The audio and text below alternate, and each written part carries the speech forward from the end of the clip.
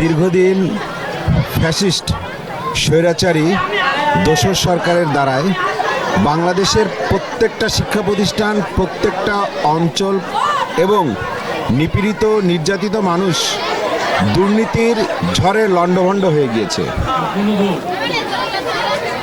যারই ফলশ্রুতিতে এই জুলাই আগস্টে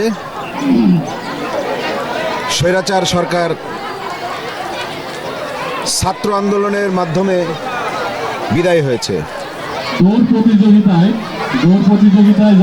এই স্কুলটাকে, এই কলেজটাকে দেখেও মনে হচ্ছে যে এইখানে বিগত দিনে, বিগত এই স্বৈরাচার সরকারের আমলে কোনো উন্নয়নের ছোঁয়া, কোনো শৃঙ্খলা,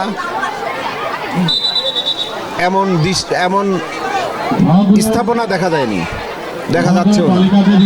আমরা চাই আমাদের কুষ্টিয়া জেলা বিএনপির সংগ্রামী সদস্য সচিব প্রকৌশলী জাকির হোসেন সরকার ক্লিন কুষ্টিয়া, গ্রিন কুষ্টিয়া একটি স্বেচ্ছাসেবী সংগঠন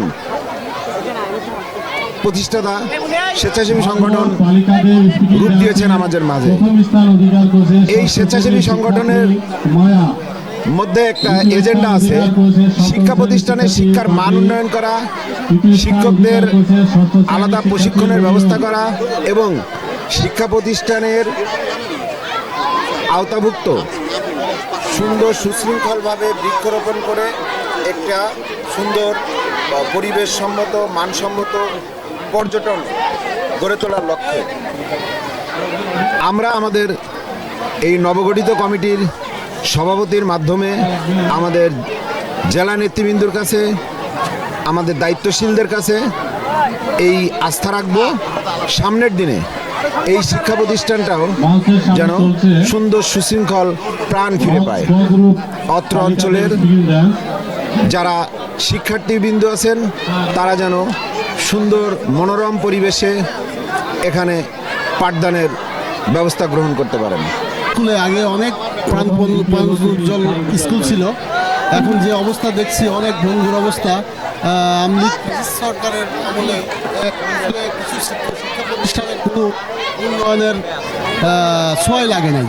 তো আমি মনে করি যে এখন যে এই প্রতিষ্ঠানের সভাপতি মনোনীত হয়েছেন অ্যাডভোকেট নুরুল ইসলাম, জাতীয়তাবাদী কৃষক দলের সদস্য সচিব, উনি আমাদের যোগ্য নেতা এবং আমাদের নেতার আশীর্বাদ পুষ্ট ইঞ্জিনিয়ার জাকির হোসেন সরকারের আশীর্বাদ পুষ্ট একজন নেতা, কৃষক দলের সংগ্রামী সদস্য সচিব।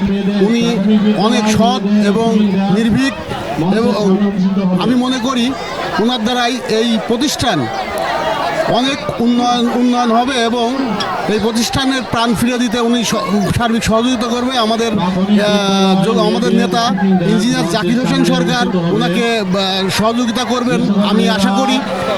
এছাড়া আরও যে প্রতিশ্রুতিগুলো উনি দিয়েছেন, আমি যতটুকু জানি এই বালিয়াপাড়া স্কুলের আরও কিছু ধারাবাহিকতার কিছু উন্নয়নের আছে, যেটা আমাদের নেতা ইঞ্জিনিয়ার জাকির হোসেন সরকার যোগ্য নেতা, উনি